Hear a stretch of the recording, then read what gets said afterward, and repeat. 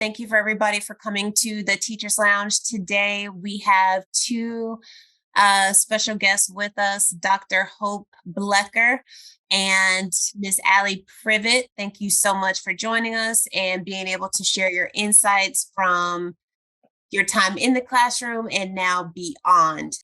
I just want to welcome everyone. It's so nice to see everyone. And I just wanted to give a little bit of a disclaimer that Roz and I are in the middle of a hurricane. We are not on the west coast of Florida. We are on the east coast of Florida. But if anything gets a little buggy, just please be patient with us. I was just telling our wonderful guests, we have kids, animals, all kinds of things running around our house right now because we're all tied down.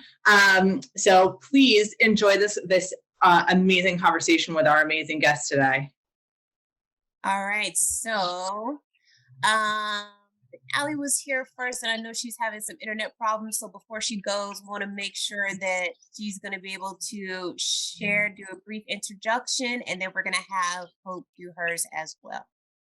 Okay, so we're breaking up a little. I want to make sure I try to repeat what I got for other people who are having a little more difficulty.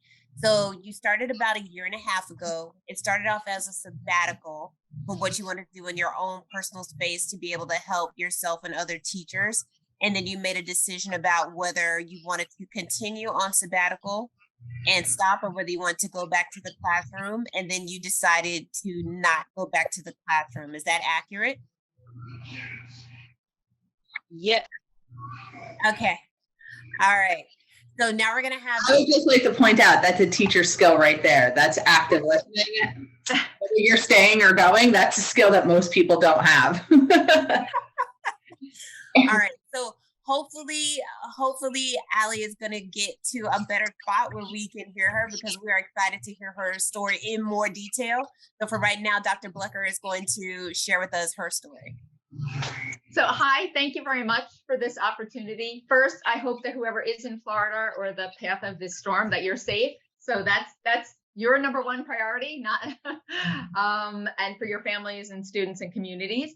This is my 38th year, first day of school. As I tell people, I have gone from the classroom to the administration and into an administrative role. I've also done classroom projects and classroom teaching focused all the way up to being an adjunct professor for Seton Hall in their teaching preparation program. Along with that, over the years, out of my interests in becoming a better professional, I did some authoring of some books and also very much found that I thrive and my students thrived on working in projects that have a community connection. So this morning, for example, I had an interview to be a consultant at a local school, and they said, what are the things that you most enjoy doing? And I said, that is the authentic community connection. Students are learning something, then you engage their parents or families, and you purposefully engage the community. It's not just get that president of Rotary something, and all due respects to Rotary, not just get them there as a photo op and then you never see them again. It's like, what can we do authentically? That goes a long way for teachers having support when there's Board of Ed meetings, PTA, PTO, because then the message is you are actually a person to them. And you're not, oh, you're my child's teacher, I never need to see you again, even though they liked you. Or you're my child's teacher, and can we please talk while we're food shopping and doing laundry and out at some restaurant where you want to not be in your teacher persona, but you always have to be because that's what happens. So, there are pros and cons that come with our role. But I would really say that what I've enjoyed the most and what keeps me thriving and what I have done throughout the years would be the engaging the students and their families. And I've worked with special ed through ESL and GNT, and then that community connection, because then you are a person, and it makes a huge difference when we have media bashing as well as media praise, which we're experiencing both of those now. Absolutely. I really like that connection, Hope, because I think Roz and I talk a lot about just bringing humanity back to education, is that we become this system that's like a system of systems, and then everything inside the system is no longer a person. It's a cog. And so the teachers, their agency is eliminated. Students have agency eliminated. You're all there to serve your purpose and get out. But then, and we have this larger conversation too. What is the purpose of education in 2020? If all of human history is at your fingertips, it's not there just to learn content. So what are you doing? And if you're a cog, are we really doing anything for you? And that the student is not a data point. Like, they are a person, they have a name. So again, I've had these conversations with people and they're like, okay, so what can you help us with assessment so that we have more data that we can dive into? I was like, and what are you doing with that data? Like, I will say I am the wrong person. I have the ability and the skill set, but the integrity, if you're hiring me to get you more data and mine your data for you so that you have more for a meeting, I could be paid to do that, but that's not where my heart would be. Because then you just want the numbers, but for what purpose? And are we having fun and are we educating, or we're just assessing to improve our numbers? And then we're still not a community. So that's the pros and cons. Not that it's so black and white, but that really does exemplify what the continuum is. And Allie, is that some of the reason why you first went on sabbatical or decided not to go back as well? Was it some of those same constraints and, I guess, obstacles and frustrations as well? So, somewhat. I think as an educator, you can work within your own box to use data how you want to. It depends on, like, of course, your school and administration and everything. And so it's interesting coming from a data, like a data rich field in science, right? Like, we're all about, collecting data and everything, is I actually really pushed back on that a lot. In what you were saying, Hope, that, kids are not a data point. And actually really did that with students, with like scores and everything. Like, this score isn't, doesn't, it's not a reflection of who you are, or, what you can do. It's just, a moment in time of where you're at. But it has no predictive power and everything like that. So I think part of that narrative of kind of leaning into kids are more than a score and more than that was a part of why I left, it because I felt like there's only so much I could do.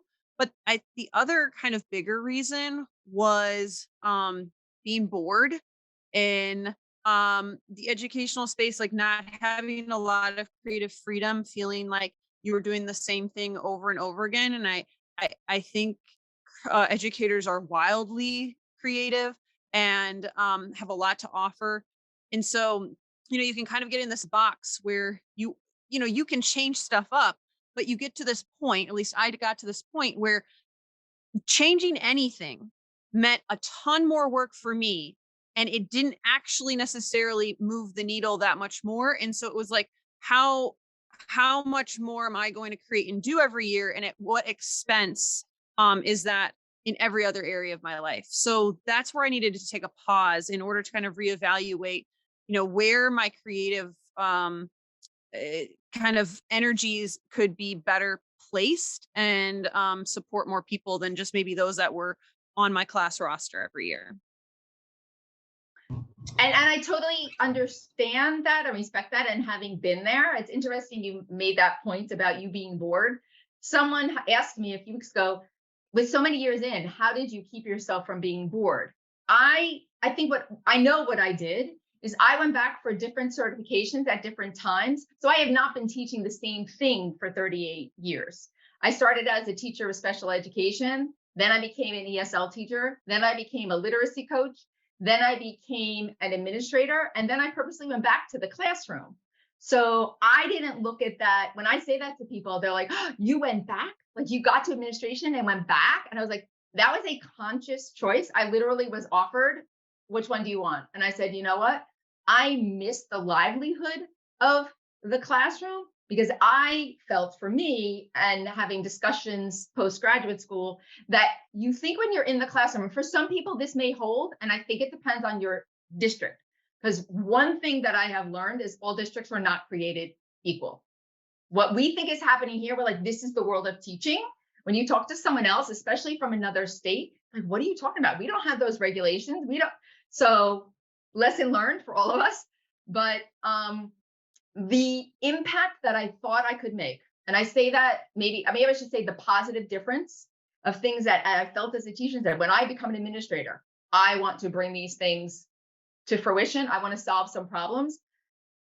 After a while, I realized the administrators didn't have that power that I thought they did. And I thought, if I get the administration on my side and return to the classroom and make those changes there, then I really can make a difference. So I was open to taking on different roles and to changing what grades I was teaching, what I was teaching. So that is one of the ways that I have prevented for myself burnout. I didn't think of it consciously until someone said, like, you've been doing this for 38 years. Aren't you tired? And I was like, but I haven't done the same thing. I haven't been that same, I'm not this hamster on a wheel, year 1, year 2, year 3. So I think that is what protected me from having this burnout. I'm not saying I don't get tired. I'm not making it, oh, it's great. It's, that definitely happens. But I would say one of the things that people can do early on, and I don't know if they get this advice, is if you can get multiple certifications. For one, it protects you if there are job cuts. We call them RIFs, reduction in forces. That position, that specialty area, we're reducing it because of, maybe there's a decrease in enrollment or a budget cut. And I have done it. Oh, but I have a certification in, so can I, be into that position? So that is something that I think addresses some of what Alli has said. And I hope for others, some advice. Is when you do the different certifications, and I don't know about Alli, if this was the same for you. Like, I'm a science teacher as well, and I've taught science for 17 years. My first year teaching, I did kindergarten and first grade, and littles aren't my gift, so I went to middle school. But I never switched because I'm a science geek. I'm a nerd. I started off with business and math certifications, but I stuck with science. But I'm wondering, with the different certifications, was there a financial impact or something that you had to take on to do that? Is that maybe a hindrance for some people, besides the fact where, like me, they just love that area and try to switch up as you go? Because I think I was in the same boat as Alli. And Alli, you can talk to this too, whether or not you thought about moving certifications. But I also wonder, like, if anybody's ever thought about that, you can put it in the chat, and whether just doing the certifications or going back to an extra degree, because sometimes there's a financial cost to that as well. So both of you, I would love to hear your answers on that as well. Go ahead, Alli. If you want to go, and then I'll pop in. No, you finish your thought, because I have like a different thread, I think, than where you would go with it. So at the time when I started going for certifications, I was fortunate that contract that I was working under, that was an option that they would reimburse you after you took your courses and you successfully passed, that then they would reimburse you. So I will acknowledge that the amount of the reimbursement has changed. At first it was, you're going back to school, fine, great, wonderful. Then it became, we will reimburse you 100% of the state college rate. So whatever, our state college was paying, that's the rate you would get reimbursed at. And if you chose to go to not something more or less more expensive, then that was on you as doing it. And then now I believe they are at 50%. They will pay 50% tuition reimbursement. And it has to be for something related to your responsibility of that year, or what the district sees your responsibility will be for the next year. So that is how it changed in terms of the finances. Because I was going back to school for an ESL position in New Jersey, that certification was K through 12 at the time I obtained it. So I was able to say, you know what, I had my littles, fed my little soul, did that. What is it like if I do ESL at a different grade? And I would avail myself to see who's who in the district, what positions are open. And sometimes that change came about because someone knew that I was looking to change and staying in ESL. And you can do that with, I found after the first time feeling like I can't let people know I'm looking within the district. And it's like, if you have those collegial conversations, you can without feeling that I found without feeling like, well, then you don't like your job and therefore we need to get rid of you. Because I was looking within my district and letting them know, hi, I'm happy to have a job. If something opens, I'd also be willing to be transferred. And then that's how it came about for me. And then I did get to the point where I went into a different district in order to grow. Got it. So that would be my take on multiple certifications and the financial impact. Okay. Allie, what was yours? So so I know that this conversation is about, like what could have enticed you to stay, or like, what are some areas? And so one of the ways that I really feel like the educational system is outdated is requiring teachers to get these certifications in order, rather than like training on the job, which is way more commonplace in other fields. And so, it's, in my opinion, like if you've been in the educational field and you have taught a class subject and you have interests and passions in other areas, I would trust an educator who has many degrees, multiple degrees, has all this on the job training, understands how students learn, and has carried them through an experience, that we should be working towards removing all of these really, in my opinion, outdated certification systems in order to move, shift, and change, because it hinders the growth process from letting professionals do professional things. And that's where, for me, this year is really reevaluating, like, so if I want to go and do something that I know I can do, but I need to check some box, and we've already been box checkers for however long in our lives, because teachers are excellent at jumping through hoops and crossing all the T's and dotting all the I's. It's like, I don't know why we have to keep saying like you need to do more.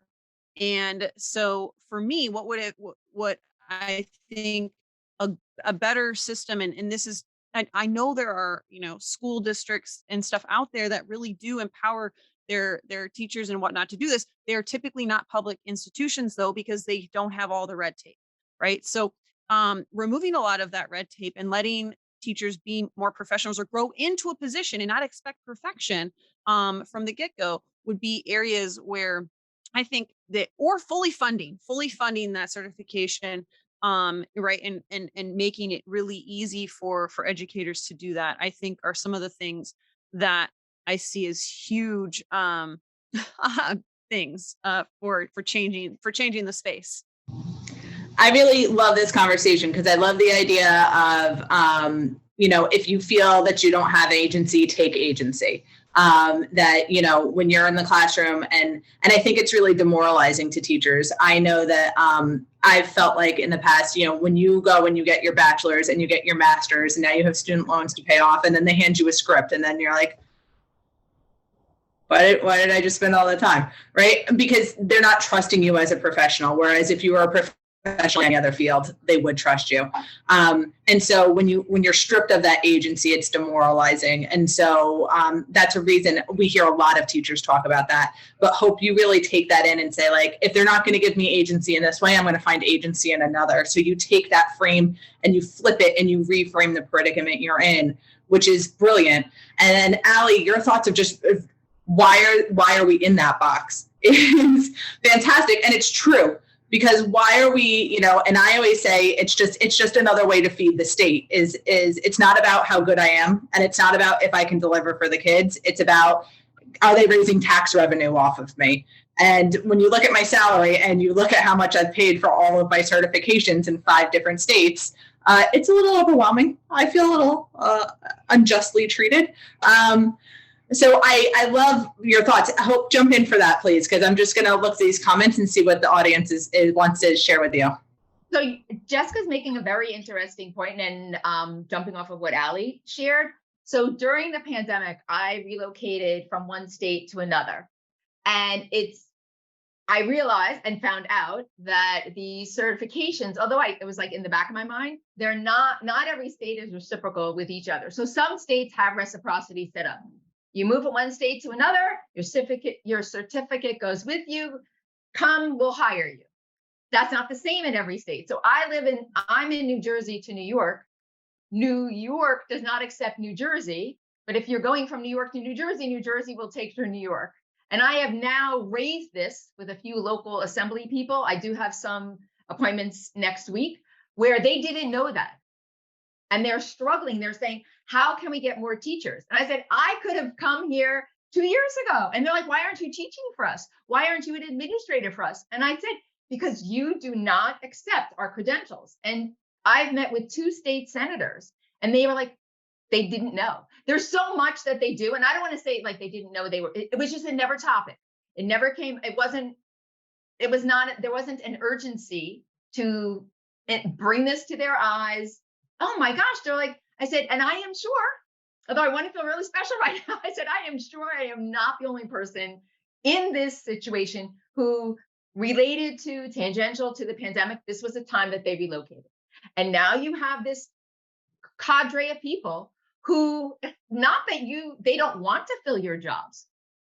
I can now fill that job only if I'm going back to school and I'm taking that on. And it's not going to happen for another year or 2 that I will finish the course and take that, I hate to say it, or I don't hate to say it, acknowledge that dreaded practice that you want me to take again. I passed that once. I have no desire to take that again. I don't think anyone really desires to take that again. I've taken 5 times.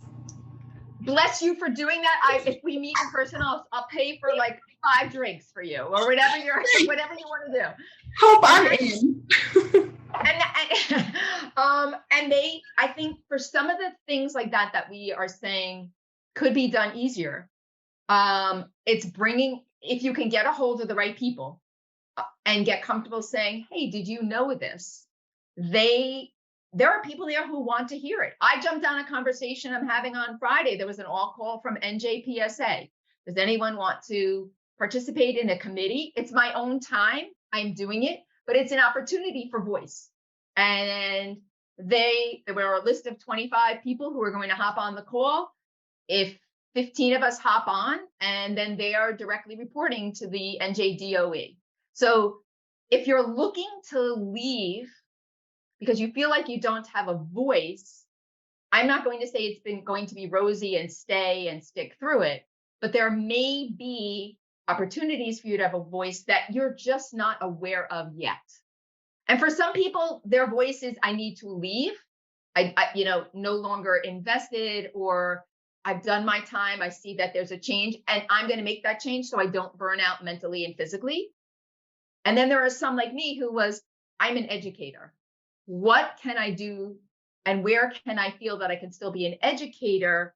And I'm outside of the traditional classroom now. I'm teaching adult education, and we're doing it via Zoom. And in conjunction with that, I'm also still have that, oh yes, I'm a member of NJPSA. You're opening up these conversations. These conversations are reporting to the DOE. I'm gonna be part of that conversation for an hour. It's worth an hour of my day for me to say, I can speak with this experience. And it's not just collect that, information from 15 people and a checklist. It's these are the next steps where this committee is going. That makes sense. A couple of questions. So one thing that you hit on, Jessica, if it's okay if I ask one question, and I want to lead in with Allie with this. So we were talking about things that possibly might want to make educators stay. And this might be a different slant than what Hope is talking about, like still not being traditionally in the classroom, but still kind of having like your ear to the ground, being a part of that and still trying to be able to be a part of the process. For some teachers, and I will admit that I'm there, I'm probably every other day, I kind of go through the stages of grief about, okay, am I going to stay? No, this is it. No, I'm going to stay till Christmas. And then you have a good day. Oh no, I'm going to stay till the end of the year. This is what I'm going to do. That's kind of the roller coaster I'm on daily. Okay, full transparency. But I'm wondering if there's something that would draw you back in. So I'm still in it now, wondering whether I'm going to make the leap and go. And, but I'm wondering if you're gone, right?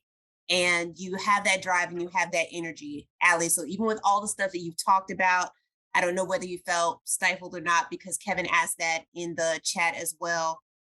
Is there some kind of thing that if the right principal, the right administrator, or the right school, public or private, said, hey, we love what you're doing, we're going to do this. Is the money right? Is the situation right? Is it the opportunity? Is it the freedom?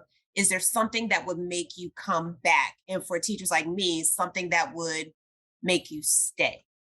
And both of Hmm. you can answer this. I just wanted to hear Allie's first. Yeah. So, um, it's definitely something I think about because I am like always assessing that because I think when you have like a teacher's heart and you've been in that experience, you've taught, you've seen like the light turn on with students. There's really very few things in life that can replicate that. It's just that is what gets you. And then you get to a point where you can't just do it for the kids. Like, at least I couldn't, and so um but that isn't to say that I don't love teaching chemistry and love opening people's minds to the powers of science and just learning. I used science as like the vehicle for that. So, um, things that would entice me greatly to come back. And it's interesting because this was supposed to happen pre-pandemic, and then the pandemic like shut this down. But a much more open campus model, um, where we're self-directing our learners and giving them a lot more agency. And I am a meddler in the middle. I'm not a sage on the stage. I'm not whatever the like they talk about teachers being, I forget the other one, but I've really kind of leaned into this meddler in the middle, like where we're all learning and I am there to just kind of meddle with you and move you forward. So those are things I look for in terms of like a model. And then we need a lot more time freedom. Learning doesn't happen from 7 a.m. to 3 p.m. and students need to be far less overloaded. So I'm looking for people who really want to disrupt education, want to kind of that's like some of my big things. So I am part of like I have to do this little plug just because it is like it's right on this whole conversation. But me and Peter Hostrasser host the Disrupt Education podcast, which is all about these types of discussions. And we are doing like a series on these types of things, like asking people in all these spaces. So we might have to have Roz and Jessica, might have to have you guys on it in terms of just like what having these types of discussions of like how does education need to change in order to meet the needs of students and educators. The pendulum just is so far, like in my perspective and people I talk to, is like, well, what are you going to do as the educator? So it's like, where are we pointing that back and growing that local community and all of that? And so for me, finding the right community to plug into that is all hands on deck. And I am not the curator of all things, but I am instead part of that journey. Are some of the things that I would look for. Very non-traditional model though. It's interesting, and I appreciate you say that. So bringing some things to light that Ali said. I don't want to make it seem like it has all been a bed of roses. It has not. There are certainly days where I hear from my family, like, mom, enough, like, stop. They're bleeding you dry. Why? And then you have like that one moment where that ESL student at night has this breakthrough, and I was like, this is why. This is why I'm championing this cause. This is why, and so Ali, understand what you're saying. And a place where time is not constrained by things like, I know kids have to get off of a bus safely. I worked at a school. My dad had passed away, and my mother started going to a senior center, and the teachers were doing lunchroom duty, like serving lunches. And I was like, I could so have them do their time like better than that. I said, the senior center is less than a mile away. You have people there that they could gain so much. It wasn't the serving of the food, but connecting with those people. So why? And they looked at me like, well, how would we make that happen? And I was like, I don't think it's as hard as you think it is. Like, there are ways, and sometimes it's the new person, or it's the active listening, or let's just lay these problems on the table. As teachers, and I forget who said, we check the box and we solve the problem because we feel if we let somebody know there's a problem, then we're looked at that we can't handle it. And we need to say there's a problem.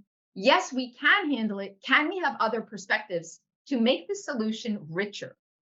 I feel like often it's where we get embarrassed. I know that happened to me. I'm going to handle it. I'm going to figure it out. I'm going to vent about it at home. We're not going, and therefore we smiled and sucked it up a lot to be, and then at the end of the day, that really didn't help us at the end of the term, because then you find out other people had the same problem. We could have shared the angst, we could have shared the support, and we could have shared the solution. So that time for that and those dialogues without, can you solve it by Monday at 7:55 before you even come in the door is a great balance and a need. That's, I mean, listening to both of your thoughts are really intriguing, and I mean, great ideas. I mean, I agree with both of you in so many different ways. Is that yes, we need to look outside of the box that we're given, and in multiple different ways, whether it's credentialing or it's how are we doing lunch duty so that the teachers can have time to actually plan, or how do we stop micromanaging our teachers, and bringing in people from a senior center that want more human connection and love to see kids. Like that's a great solution. And that's like, you don't even need permission slips for that. Like they're adults. That would be awesome, right? And then Alli, your idea that learning should be student motivated. We constantly talk about intrinsic motivation, and then we put them in desks and we hand them copies and we say, write down exactly what we're saying. And then we're like, I don't understand why they don't want to learn. Or like, because it's boring. Or I think something that I deal with a lot is in Florida, our counties are districts. So I hope you're in New Jersey. Alli, I don't know where you're from. I'm Missouri. I don't know how Missouri works. I'm natively from New York. And so when I grew up, every town had its own schools. So the schools were very community based. So you learned what was going on to your community. And now we have schools, like I was working in a school last year that was, like 90% Haitian first immigration. Like these kids had just arrived and they're making them read like Longfellow. And like these kids has nothing to do with their middle school lives. They're learning a language, like they have so much going on. And then you're giving them can you give them something that they might want to learn about? Like they'll learn how to read, they'll learn how to do math, like give them things that they could grab onto that they can pull themselves. So, I mean, a lot of those things that both of you were talking about need to be changes. But right now, I mean, we're trying to bring together a community that's this grassroots movement. So like, what can we give teachers to do in their classrooms, right? Because, if we wait for the test makers to change, that's never going to happen. If we wait for the governors to change, they're being paid off by the test makers. If you're waiting for your superintendents that are getting really sweet paychecks to sign off on the test, that's not going to change either. So we really need this grassroots movement up. So if we have passionate teachers that do want to stay, because Alli, like you said, there is not a feeling in the world like seeing that child look up from the paper and go, like that feeling is like nothing else you ever feel in your life. And you have teachers like me and Roz desperately want to stay, but we just can't continue to jump through the loops. And I don't want to check the box. I'm too old to check the boxes. I just don't want to. Like, stop telling me what to do. I'm an expert in my field. Give me a break, right? What are some actionable steps that we can give teachers so that they can feel agency? Maybe that they can give their students some agency so they can feel that backwards. And then maybe, inspire some growth from the parents, bring in the fundamentals of your community to make change. Do you guys have any thoughts on how to do it that level, like things that we could do in the classroom, things we could do as parents, as teachers? Any ideas? I'm probably if you haven't noticed, a little outside of the box. I'll push back on stuff. I'm not a traditionalist by any means, and certainly now 6 months or so, or not quite, but almost 6 months out of the classroom. But one of the things is like really powerful is say no to things that that really wear you out and are outside of the bounds really of your contract, and protecting that. Like, so as a teacher, you have a lot of power. And it's like, it's not just like, it's not saying no to kids, it's not saying no to learning, but it is in order to kind of do more of the things that really move the needle forward in your classroom, you're going to have to say no to stuff where people want your time and they want your energy for stuff that is well outside of the bounds. And so that's like a really empowering thing as a teacher. Like a big tip, big tip as a teacher that will just be life changing. Okay. Is you do not have to read every single word on every single piece of paper. I give you permission. Yeah, like setting boundaries. And kids do not need to be assessed. Every little thing does not need to be assessed. And so really trying to distill out and having those conversations with other people in your department, in your school, about you know, what are the main things we are really trying to help kids learn. Is it will free you. It will free you from so many things in your classroom. And if you want like more like special tips or anything on that, I became like a grading master, and everybody that I talked to was like, I need a grade like that. But it's too much to go into right now. But yeah, it's just, it really does, when you free yourself from that, it's a game changer in the classroom. I just before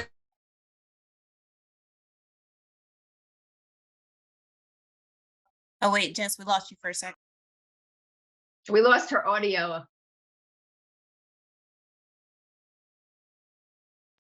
Oh, Jess, we lost Jessica for a second. Hold on. And my classroom is coming back. So if you hear background noise, that is my classroom. I'm sorry. Okay. I'm virtually teaching in North Carolina right now. Jessica and I are. So Jessica, we lost you for a sec. Repeat that last part. I'm sorry. I was saying when I first started, I was like, I need to teach every single fact of World War II. This is such an important event. They need to know everything. And everyone was like, you need to calm down. You need to pick your 4 big ideas, and you need to say, my students will walk out at the end of this unit and they will know 1, 2, 3, and 4, and that is it. Like they're children. They're not going to remember every little thing that you know. You pick your 4 big ideas and then move forward with that, and they'll collect the things. If they're intrinsically motivated, they will pick up the other things. But make sure you just have 4 things. Pick 3 or 4 things per unit and say, like, these are the big life lessons that they need to know walking out the door to be competent. And that really helped me. Alli, speaking to your point, is that not everything needs to be graded. Not everything needs to be taught. And in an almost Montessori style, if you put the things out there for them, they will usually pull them to themselves. So you don't really need to be standing there pushing constantly. Hope, I'm sorry. Would you like to offer? No, that's okay. So I will take a different approach than Alli, so that the audience is hearing 2 different perspectives, 2 different people. And I think that adds to the richness of this conversation. Is one of the things that I also did was I found out that our education association had grants available up to the tune of $10,000. And our dues money was funding these grants. And either people didn't know about it or they didn't want to take the time to apply for the grant. So I was part of 3 different winning teams of getting these grants. We did get one up to the tune of $10,000. And after winning that from our state, there was definitely a noticeable shift in, oh, she's going to find a way to get things done. And the district didn't have to fund it. So it was funded by our education association at the state level. The district had to approve of it. So it was worth my time to work with, it was myself, the gym teacher, the art teacher, a gen ed teacher, and I was the ESL teacher, to say, let's invest the time. We identified a common issue. Let's apply for it. No guarantee that we would win, but then let's use our voice. And if we win, look at the impact that we can then have. And I honestly will think that I don't think our principal really thought we were going to win. It was like, yeah, I'll sign this. When we received the notification and won, we wanted to walk in there like, and of course we didn't. We were very professional. We wanted to, because we had this whole laugh about it before we walked in, and let them know we won. You signed that. We are all now committed for the next school year to bringing this project to fruition, which we did. We spent every dime of that $10,000. We had it mapped out, but I think that was definitely a changing point. wow, I can have that sense of, I wouldn't say power was the right word. I can have that sense of urgency and agency, and got the commitment and brought it to fruition over the course of a whole year. And that was definitely number one. If you want to transition out, doing something like that definitely was a plus on my resume. I know that. Because then I had the project artifacts to bring with me. Like, here, I identified a need, became part of the problem. $10,000 later, here's what we did. So if you're transitioning out, that's not why I did it. I stayed in years later, but that in hindsight could be something that, or if you want to find a way, a passion project to stay in that doesn't come out of your own pocket, that was also like, it did both, or it could fulfill both. So for someone who's not sure, maybe look, see, hey, there are grants out there. People were not applying for them. They didn't want to. Now, I understand what Allie's saying about time. So that's why I want to say you're going to invest the time up front, but if you win or if you get selected, it opened up a lot of different avenues. I really like this conversation because we're bringing in, two different points of view into solving this problem, and seeing how you work with the system to solve the problem, and then how you can work, maybe outside of the system a little, Allie, because, and I don't think you would disagree with this, but you're more of a disruptor, right? You're hosting the Disrupt Education podcast. So so Hope is she's giving us this advice of what happens within the system and how do you gain agency within a system and figure out its loopholes. And Allie's looking at it from this other more disruptive point of view. And I think it's really interesting to reconcile the two. So no matter what your personality type is, whether you are more of that, I'm going to research and find my way through this, or I'm going to disrupt and find my way through this, there's both paths here.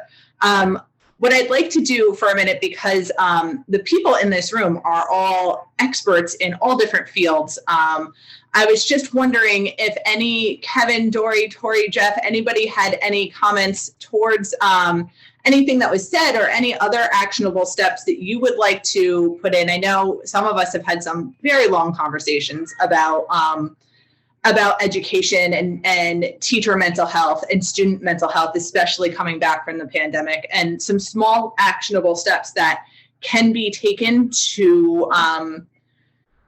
give agency to students, parents, teachers, give teachers options in and out of the classroom. Anything that you guys would like to add?